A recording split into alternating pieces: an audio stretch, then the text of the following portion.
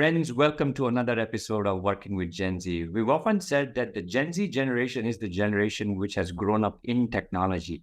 When we compare the generation before them, which is the Gen Y or the Millennials, we say that that was the first generation which became very comfortable with technology. They started accepting technology. If that was the generation which accepted technology, Gen Z was the generation which expected technology, which means that they grew up in technology. Everything that they knew from childhood revolved around technology. So they're very, very tech savvy, very bold. And in fact, that's an advantage. They have very little patience because they're so used to looking at technology as a solution to many things in life. While we all can agree that technology itself has become extremely important in our lives, and we also agree that it has bridged so many gaps, perhaps which wasn't there in the earlier years, there is kind of a dark side to technology as well, especially when you look at social media and other platforms. We've been hearing and we've been watching on TV, also on news, that there's an increased amount of cyber attacks, not just at an individual level, but perhaps also at a national level, right? Where governments are hacking and making security attacks. We also see that so much digitization is happening, digital transactions are happening, and that is making the consumer more vulnerable, which means that there are cyber attacks there as well. And then there are also real concerns of privacy. Now, for the Gen Z generation, the corollary is that this is a generation which is, while very tech savvy, are they aware of some of the dark sides or possible cons which exist in a world which has both benefits and dark side? So we're going to explore in this episode, friends, what does it take for us, if you're a Gen Z, to understand really like some of the things that we need to be careful with the increasing amount of cybersecurity attacks, the privacy rules, and so on and so forth. And for that, I have my guest, Mr. Kaushik Pandya. Kaushik, welcome to the podcast and good to have you. My pleasure. Excellent. It's good to be here. Excellent. And so let me, friends, as we've done with all episodes, read briefly the background of our guest. Kaushik is based in Ahmedabad. He's a businessman, consultant, mentor. He's a cybersecurity consultant, a cybersecurity national, a scholar, and an NSD certified cybersecurity governance professional. He is currently, in fact, the founder president of FITAG, which is the Federation of IT Associations of Gujarat. In the past, he's also been the president of an organization called ACMA, the Ahmedabad Computer Merchants Association. He's a strategic IT advisor and the board member of National Institute of Mass Communications and Journalism, the first of ever kind journalism institute. He's a consulting CIO to many schools, hospitals, and corporate firms. Also, very successful IT entrepreneur, in which he manages a network solutions and system integration company called Gulf System, which he has created more than 34 years ago. The primary focus of this firm is to really look at the information security and cybersecurity audits and solutions, as well as looking at IT solutions in government, corporate, and SME sector. His formal education is electronics engineering. Kaushik a real pleasure to have you. I was delighted to hear your talk the other day, and I'm very happy you can take some time to be here with us. Thank you once again. Thank you.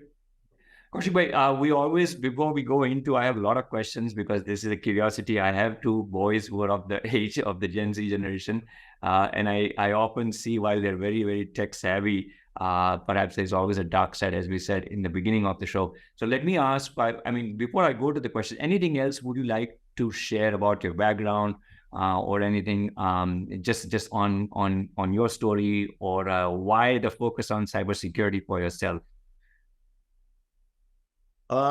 Nothing much to add on this, but basically, I would like to add only one thing, that I enjoy what I'm doing as of now, as a cybersecurity consultant and cybersecurity practitioner and an auditor specifically. I really enjoy, and I really enjoy the profile which I'm into past 10 years. Yeah. So that's the only thing which I would like to add into this. Okay, lovely. Well, very happy to have experts like you. So let's get to it. We'll go to the questions. So my first question is, again, our focus is not on very technical aspects of it, but just let's start high level. People use these two terms perhaps interchangeably, and I could be wrong. Cybersecurity, privacy. Help us to understand what is the distinction between these two terms? Like cybersecurity is that one area, privacy is an area. What's the difference? And number two, why has it become so important all of a sudden? We hear about it all the time in news, on our TV, in newspaper, right? Why is it gaining so much attention? So very good question from you, Nikhil. It is basically cybersecurity and privacy. When we are talking about two different terms. They are both independent to each other, although they have very good relative terms, but they are different to each other. Cybersecurity is, when we are talking in respect with or more in relevance with the Gen Z, updating about their extraordinary knowledge which they possess as of now. Otherwise, also which we are trying to add on something to them. I always look cybersecurity for them as guardian of a specific digital realm. It's like guardian of the galaxies, guardian of the digital realm. So that is what the cybersecurity is all about. See, it is cybersecurity is basically addressing towards protecting your computer systems, your network, your data, your everything digital around you, to be protected from theft, from unauthorized access, from damage, or somebody stealing your information. So it is basically protecting your digital assets, in respect with whatever you have, and it involves the measures of implementing the confidentiality, the integrity, and the availability. See, these are the three most important factors of cybersecurity, which we call it CIA triad. So it is confidentiality, integrity, and availability. So your information, which is not supposed to be given to somebody else, that is why it is confidential. It is integrated in the sense that it has to be, in a proper integrated manner, that it is not tampered with it and nobody has played with it. And it should be available at the same time whenever it is required, and only to that extent wherever it is required to that particular extent, not beyond that. So that is why it is CIA. These are the three most important triads, and the entire cybersecurity platform works upon this. In short, you can call cybersecurity as a digital hero, digital hero of this particular era against cyber villains. See, there are a lot of cyber villains, and this guy is the cybersecurity defender.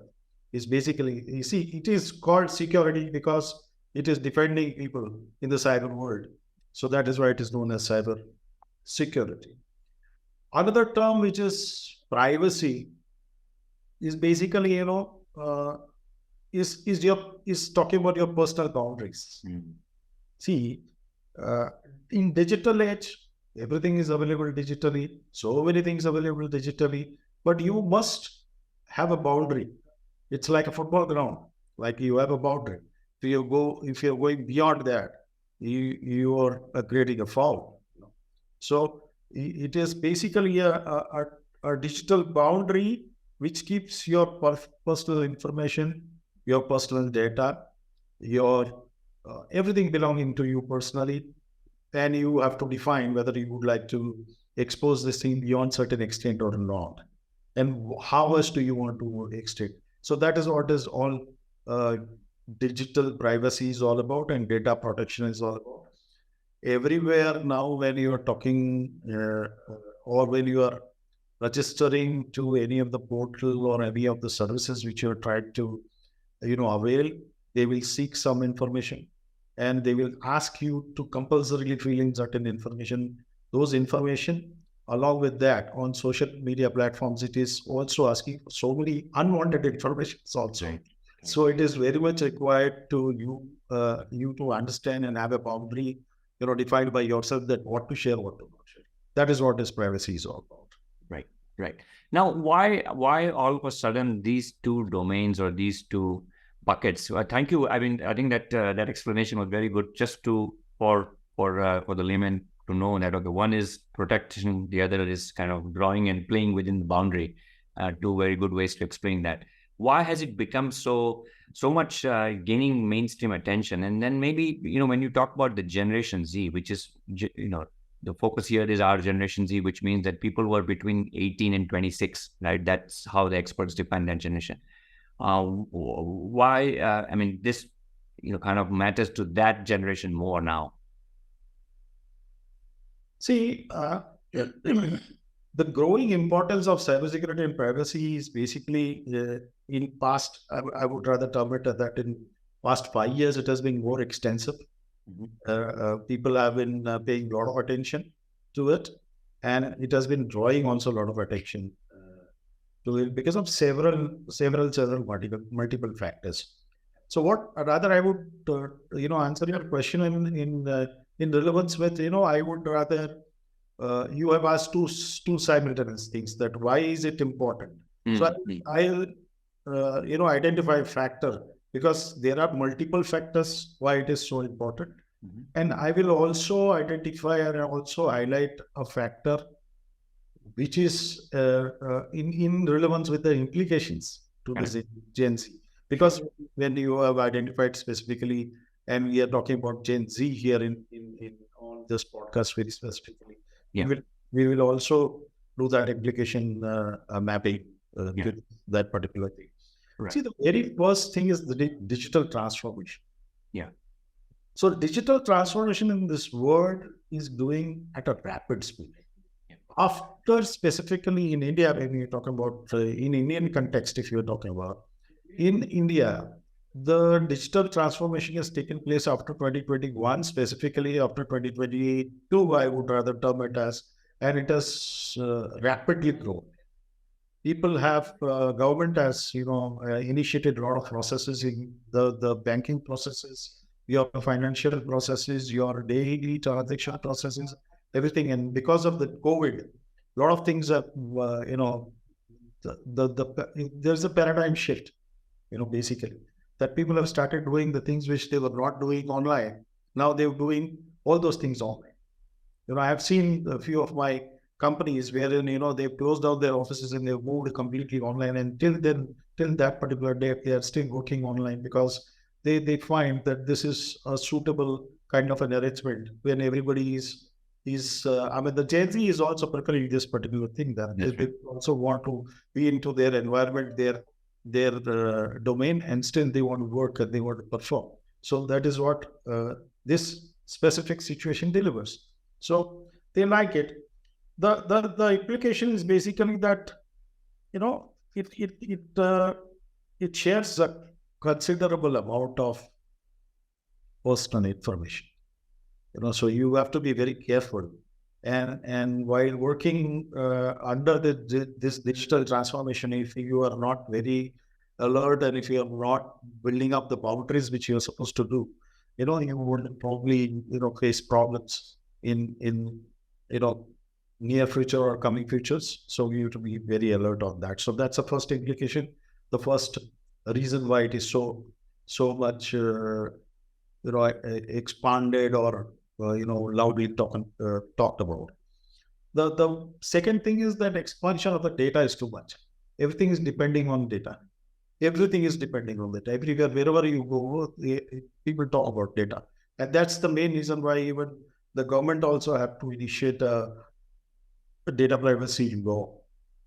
Very recently, DPDP, that is Digital Data Protection Law, which has been introduced by government in September 2023, is all talking about this, that if you collect the data, then you cannot share that data to others. And if you share it, there are fines which have been given provisions in that law up to 250 crores. So it's a very stringent law which is there. So expansion of data is basically one of the major reasons why cyber threats and there is a way cybersecurity is becoming very popular.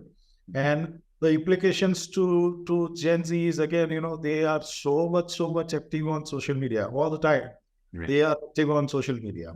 They are always active on one or the other online platforms.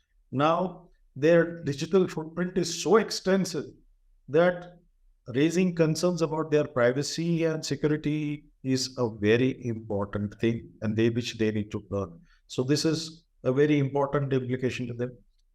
So many third very, very major reasons is the reason is that because of the rapid digital transformation and so much of offering of the platforms, even by the government and the private authorities, doing financial transactions, and people have started already doing those things.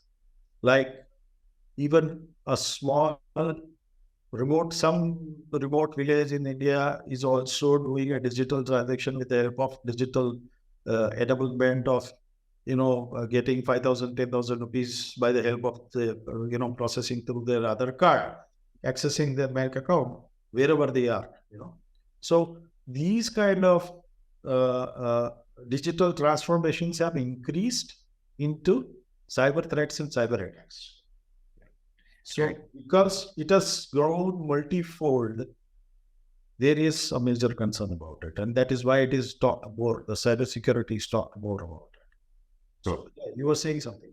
Yeah, no, I think there are excellent examples. You're absolutely correct. I was going to ask, in fact, just as a follow-up, but I think you were trying to cover that, which is that, because I'm maybe very active on social media, I may have a blind spot thinking I'm very tech savvy, right? So in your experience, Kaushik bhai, what have you seen when you work with clients? Obviously, you consult with schools and even with companies, right?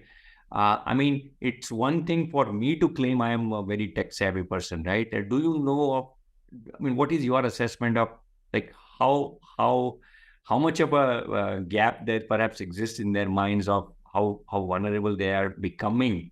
And perhaps the second important question is that if I'm an employer, like strictly just let's just talk about an employer, like if I am going into a company, right? What are some of the things that I can do as a boss or an employer to say that, obviously there may be some rules, but to ensure the data is protected, and maybe even I don't intend to, to share a secret outside, but then it's happening, right? So two questions. One is, what is your assessment of, maybe the cybersecurity awareness of this generation? They may think they're very savvy, but I want to hear from you. And then maybe if I'm now starting my career, I may be exposing some things which I may not even know, right? So what can the company do? No, I would rather start with an example. Sure. I will cite an example very recently happened. somebody from USA, a lady I would not name, and I would not name the company's name also, but an owner of an IT startup, having experience of working with a company, very large company, one of the top 10 IT companies in the world, and then leaving that company and starting our own startup, got cyber threats, and not even cyber threats, but she could she had by mistake had paid the amount because of she went to a particular site which was a dummy site of that particular hotel which she was trying to access. So why I'm citing this example? A person who has been working almost 20-25 years in the field of IT, in a large, I mean, I can't name the company, otherwise I would have named it, but a large company wherein, everything of the security is being talked about. A company she owns is also into a security kind of, a platform or something like that, that she herself makes a mistake, by clicking onto a wrong link, which has been given by Google itself. When you Google on a site, when you Google for a particular site on a Google search engine, you may get links of one particular, if you're searching for XYZ hotel, you may get 1, 2, 3, 4, 5 same XYZ hotel sites.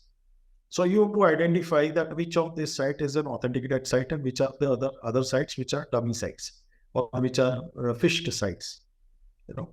So why I'm citing this example? That you or we or the Gen Z, those whom we are talking about, might be tech savvy and might be doing tech every day in out all the time. But there may be some gaps, or there may be something new which is always being introduced by these cyber threat actors. These threat actors are very smart.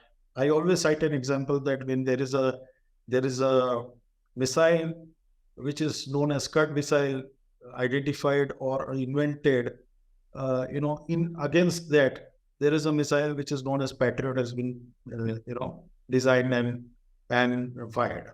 So when there is a Scud, there is a Patriot. Same way, I mean, even I also feel that I am a very, largely by and large, I am a great expert, and I would not make a mistake kind of a thing. But no, I mean, I can have gaps, or I would rather, do the things in such a hustle that I would, probably make a mistake and, fall prey to any of such thing.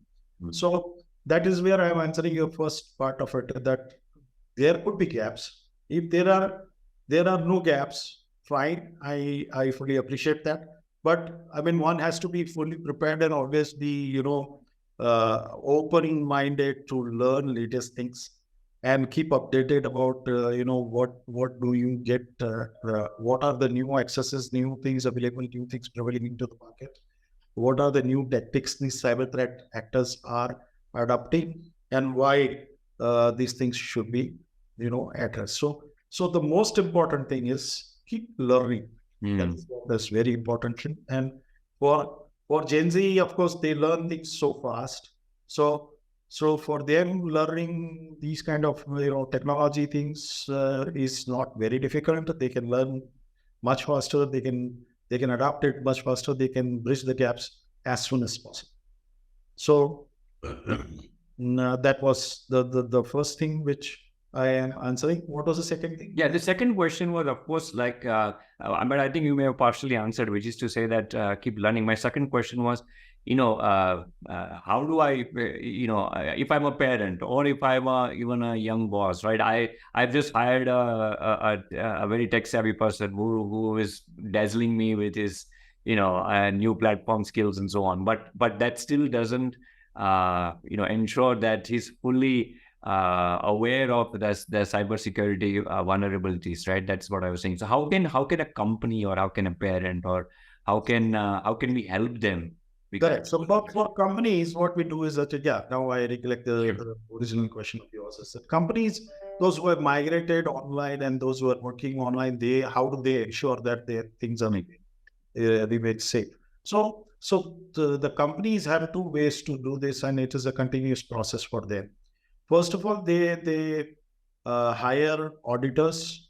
There are certain standards which they have to follow, and those standards are basically guiding them to derive certain policies and processes. And based upon those policies and processes, they ensure that their domain, as far as the company's domain, accessibilities and the working environment remains fully secure. Nobody from outside is able to enter. Earlier, the situation, let me explain you on a different manner. Earlier, the situation was that when people were sitting in an office, everything was accessed through a firewall. So you were sitting behind a firewall.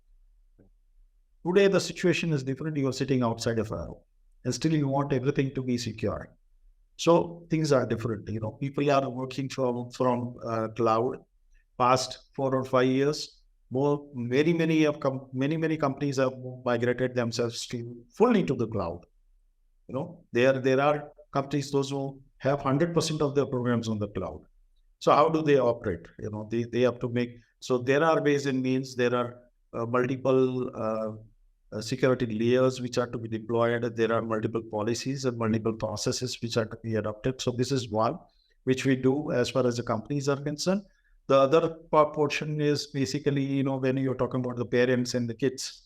So there are awareness programs which are available. There are a lot of videos which are available. There are a lot of, I go and take programs with the schools and colleges to make the students and make their parents also aware of that. What are the threats which are available which are mainly posing into the cyber world.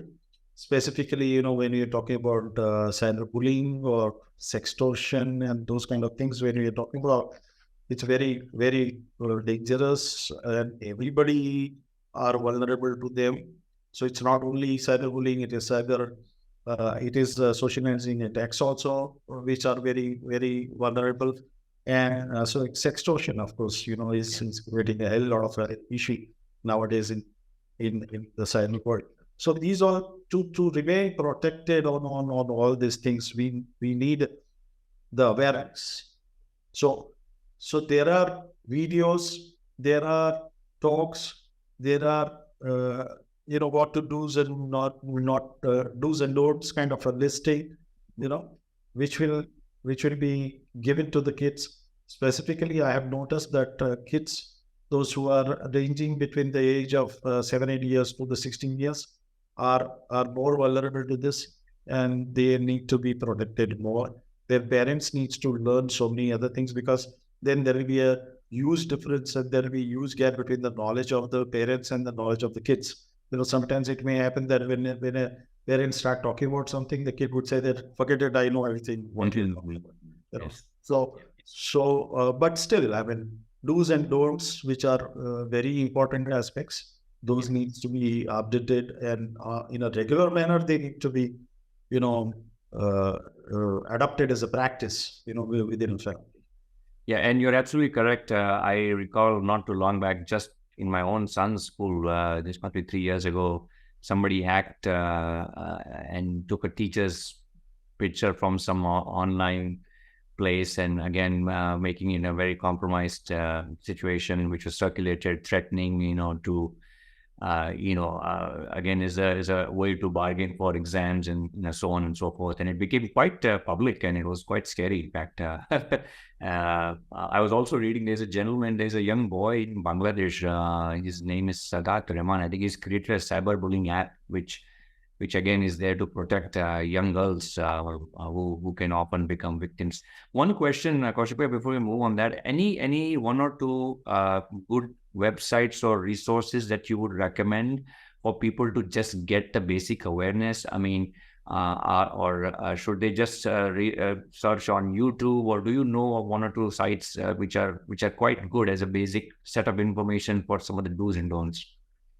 There are so many sites. Which gives them, specifically when there is this cybersecurity month, cybersecurity awareness month is there. You will get so many different, so many contents on a different sites. Yeah. So first of all, I would rather offer people to come to our site and get details from our site. Also, there will be videos. Sure.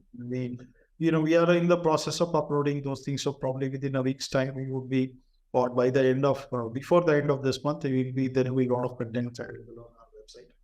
There are so many videos available even on YouTube also, and so many contents available on government websites also. Okay. So if you search properly, then these kind of things would be readily available on and available.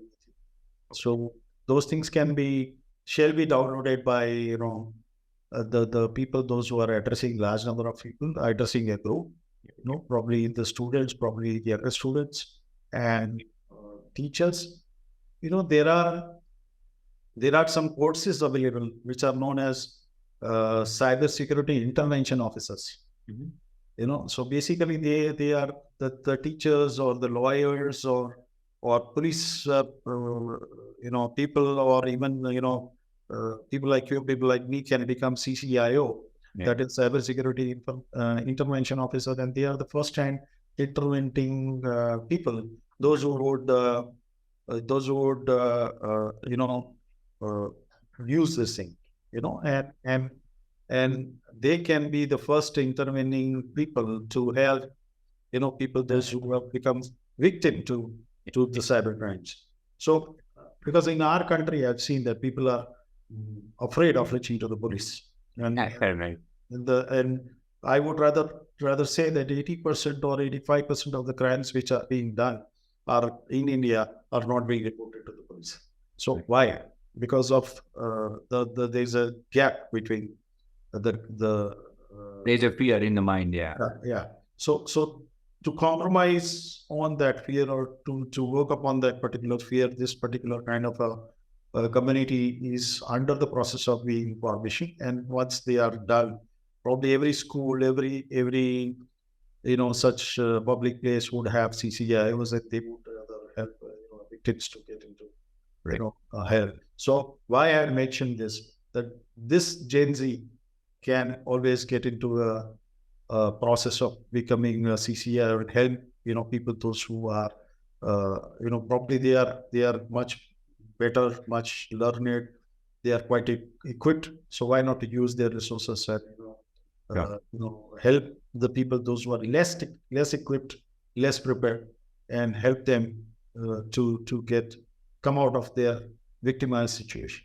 Yeah, excellent point. So I'm going to reiterate, friends, you can check out Kaushik Bhai's site, couchsystems.com. Again, his sole charter is to serve and protect and help consumers and users. So there will be good information there. But again, there's enough open information available and a very good recommendation for young people because they're tech savvy too. Why not take a formal certification which helps you to actually get deeper into this? So that's good. One other question now, there's one view, Kaushik, which says that perhaps the Gen Z generation, which often is talked about in comparison to the Millennials or the Gen Y generation, which is that they are now perhaps a little bit more careful with privacy. In other words, they have learned the lessons from, maybe the past or the stories that we now hear. What is your view? Do you sense that is that true? Number one, and number two, again, from privacy perspective, what have you seen? Is there a story that perhaps where it has gone wrong, and so that it just creates that awareness? No, I mean, nothing has gone wrong. I would rather term it as that it's a continuous learning process. Sure. So I would rather not term it as nothing is gone. I mean, something is gone wrong. Mm-hmm. Nothing is gone wrong, basically. The people, those, as I said, that this is a kind of a generation which always learns much faster, and they also learn from their mistakes. The only thing is that we as people, those who are more experienced in this traumatized world, I would rather treat it in that manner, that it is purely a traumatized world. There are certain very, very important actions which these people as a whole need to take, this generation as a whole need to take. That is cybersecurity training, which they are supposed to take. May it be a CCIO, may it be something else, but they need to keep them aware. They need to keep them updated all the time with the latest happenings and latest trends. That is one. Secondly, they have to have their mindset with a clear, focused, policy for themselves and for their families. So why can't there be I'm just posing an idea that why can't there be a policy for companies or for government or for large organizations? Why can't there be policies for a family? Yeah. That we can't do that, we can do this, or we can do this, or we can do that, right? So form policies, have very clear-cut policies, and guide your kids, guide your parents vis-a-vis that you should do this, you should not do that, right? Yeah. Then you should always be, having your access controls very, very, very much, defined. That what are you accessing to, and what are you supposed to access or not. So these are the parental controls or the access control, whatever the other term. You should also encourage talking to your parents as well as talking to your kids. Have a complete conversation all the time going on in relevance with this subject. And of course, you should have your utmost, technology, which is one of the most important thing is that you have to have technology updation. You have to have your devices secured in a most proper manner. They should be updated. Their software should be updated. Your antiviruses should be updated. All, but of course, this generation knows that they do, but they should not be ignorant to that. Right. If they are not addressing this, then probably it would create problems. Right. And lastly, I would rather add that in case if there are problems, if you have faced problem, if any one of this Gen Z is having a problem, they should consult to somebody, right, and not leave the thing within. Yeah, they should be speaking out with somebody who is mentoring them or somebody whom they are close with. They should disclose the things and they should interact. Probably that will be, ventilating the thing out, number one. And number two, they would rather, find a way out of that particular situation in case if they are trapped into. So, I mean, these are the things which are. Sure. So, Kaushik, one very important question, and I'm going to leave it to you as an expert, how much to go deep versus how much to keep it high level. But again, I know you, in your other workshop, I saw some excellent suggestions. So I guess the one question that perhaps everyone is so very keen to know, what are some basic tips when it comes to being careful with cybersecurity and privacy? In other words, what are the different places at which this is relevant? Whether is it email, is it a credit card transaction? What should we be careful about? As simple as little or comprehensive, where you can shed some light, and then same thing with privacy, please. So this is a very long topic. Yeah. I normally take sessions on this, but when we are on a podcast, sure. these things to be covered in a very short while. So I would rather touch upon only the topics. Sure. Let's do that. Just mention those things. So first and the foremost thing which I recommend is that you have to have a very strong password. So this is the first thing which I recommend. People are, they are so, lousy. I would rather use the word lousy. They keep their passwords with the name of their pets, or they would keep it as their birthday or something, or a name with their birthday, and those kind of combinations which are very easy to predict. Password hacking is nowadays this kind of a job for hackers because they have automated softwares. They have bots. So you should have, cutting down to short, you should have a password of minimum 8 character with a combination of capital, small letters, symbols, and numbers. If you do this, minimum 8 characters, you are reasonably safe. You try to keep your password as more complicated as you can. And you can have a password manager also to keep your password more complicated and keep it stored in such a safe place where people cannot hack it. So this is the first very important thing, is that they keep strong and unique passwords. You should have different password for a unique password for all your accounts. There are people, those who keep Kaushik 123 for all their accounts. Please don't do that.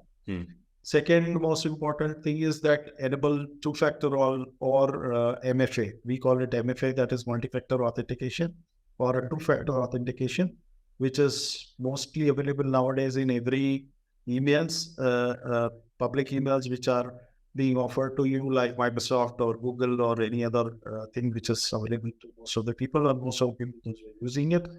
And all the banking transaction, all the credit card transactions, they offer you multi-factor authentication as well as two-factor authentication. So they give you two different passwords at two different locations.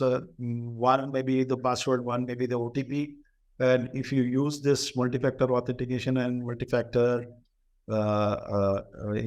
transaction processing, probably most of the time you are saved. Most of the time, I would rather term it as 99% you are saved.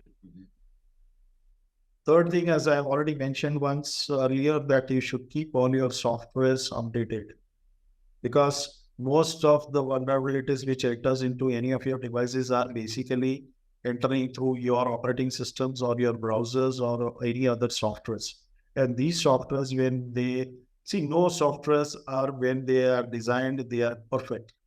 So they have to have some of the updates or some of the bugs which are known as vulnerabilities, and those vulnerabilities can be patched up when identified.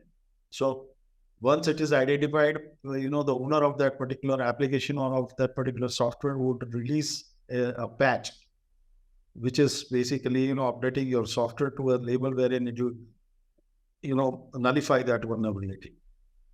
So software updations, including your antivirus, including your browsers, including your operating systems, are extremely required. Don't forget to even update your MS Office also, in case if you are using I mean, if you are using MS Office and if you are using it a downloaded version, please do not forget to update that thing also. Uh, the fourth most important thing is the phishing attacks. So phishing are in multiple different manner uh, is available or known in the cyber world. At least there are 7 to 10 different manner or different types of phishing attacks. I won't be in a position to discuss all the things over here in the interest of time.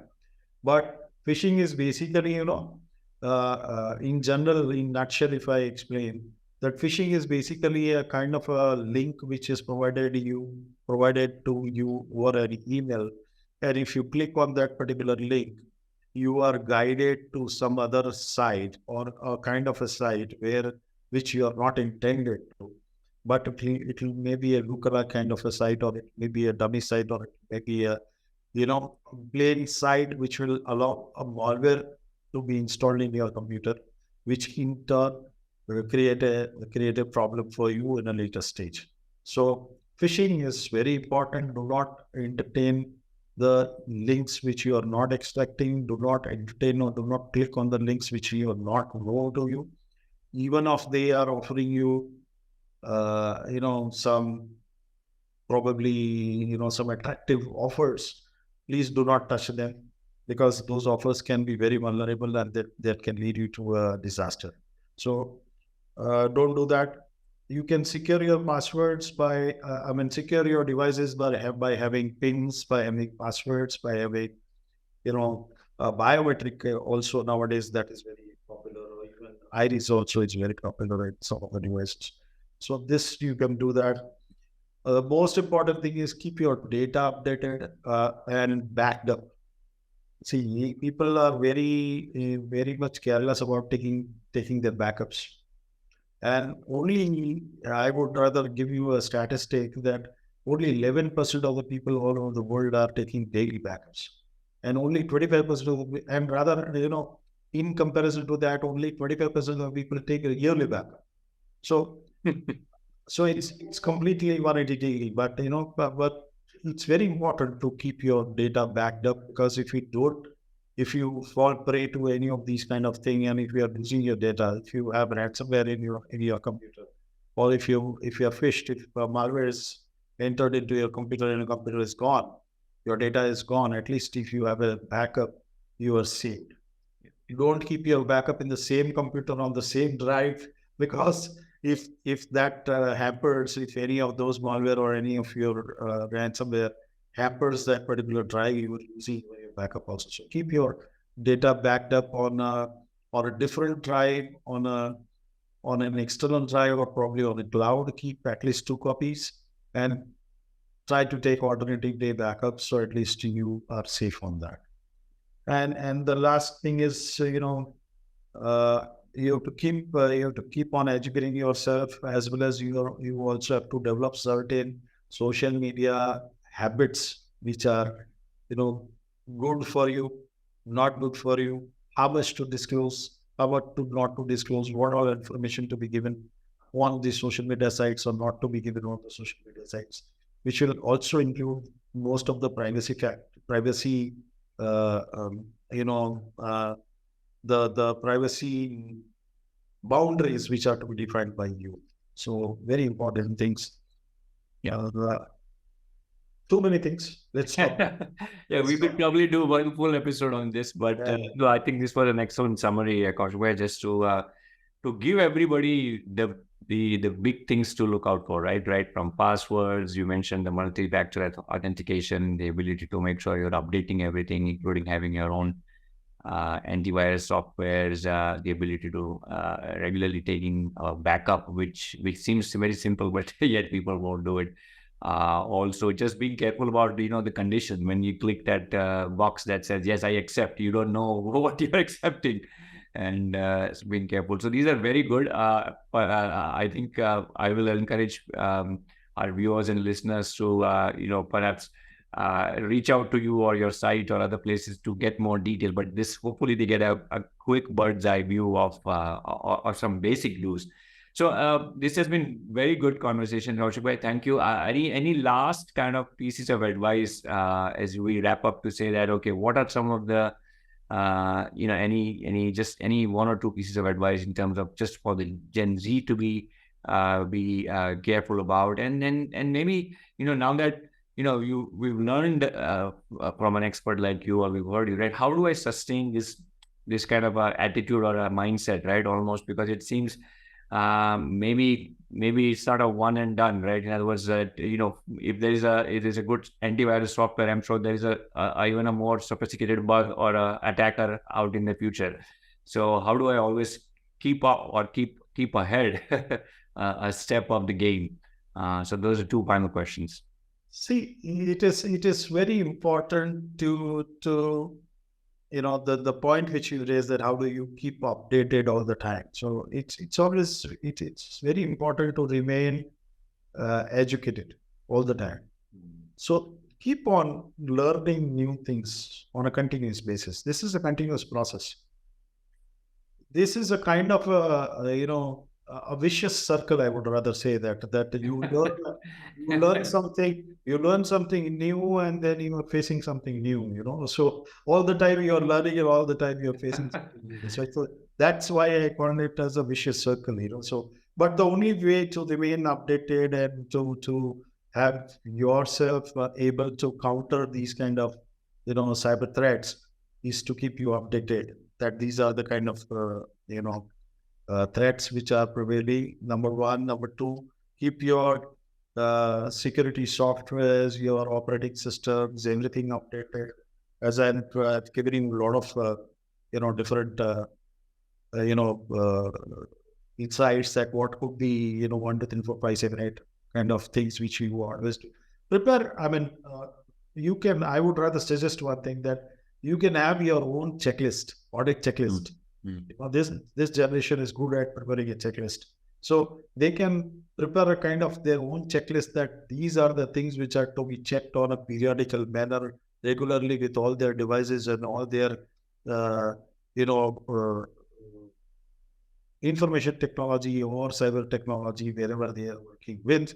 So 1 2 3 4 5 6 7 8, they should have that checklist. This is updated, passwords are changed, not changed, all those kind of things. And they should also encourage other people to check those kind of create those kind of checklists, and even their parents, their grandparents, and make them available at least to remain protected. They should also, I would rather encourage them to attend training workshops. People like us, those who are those who are taking training workshops on. I mean, this we have talked about the subject so loudly and so widely that many of those topics are just touched upon. Yeah. But we can attend, a specific subject, these things, seminars and trainings and workshops. So that would help them. The most importantly, last 2 points, which are basically, keep healthy practices of online shopping and e-commerce things. These are very important, because if you don't do this, if you don't maintain a healthy practices on this, you will fall into a kind of lenient tendencies of getting or executing your transactions in such a manner which may create a problem for you. You would not notice. What I'm trying to say is that if you do not keep a habit of remaining always alert to such kind of things, you would rather not notice that this thing has happened, and probably it may come to you and take up something which is very important, probably your large chunk of data or large chunk of money. Is created an issue too.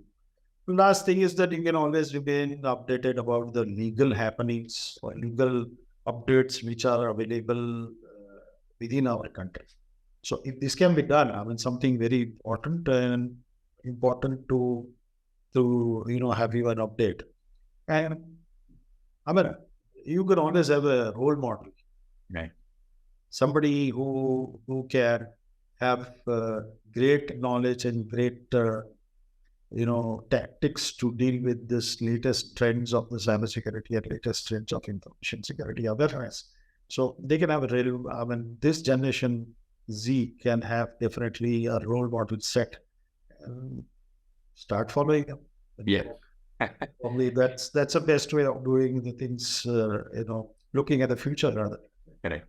No, excellent. Kaushik bhai, this is great. Lots of good advice, lots of valuable advice. Like you rightly said, I think we have kind of just scratching the surface. But I think the important messages you covered, there's some good things, some very important dimensions to be careful about. Keep learning.